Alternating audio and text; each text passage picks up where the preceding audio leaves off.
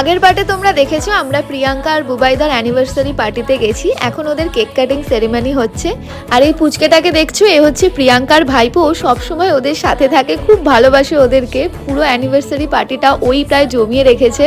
আর এটা হচ্ছে ওদের ফার্স্ট অ্যানিভার্সারি। একটা বছর দেখতে দেখতে চোখের নিমেষে যে কিভাবে কেটে যায় সেটা একদমই বোঝা যায় না। আর এই যে কেক নিয়ে বসে পড়েছি আমরা, কেক খাবো, তারপরে খেতে বসবো, কারণ বাড়ি ফিরতে হবে। তো ফাইনালি আমরা খেতে বসে গেছি। ফার্স্টেই প্লেটে এসে গেছে সালাড, আর তার সাথে ফিশ বাটার ফ্রাই, তারপরে গরম গরম বাসন্তী পোলাও, আর তার সাথে মাটন কষা।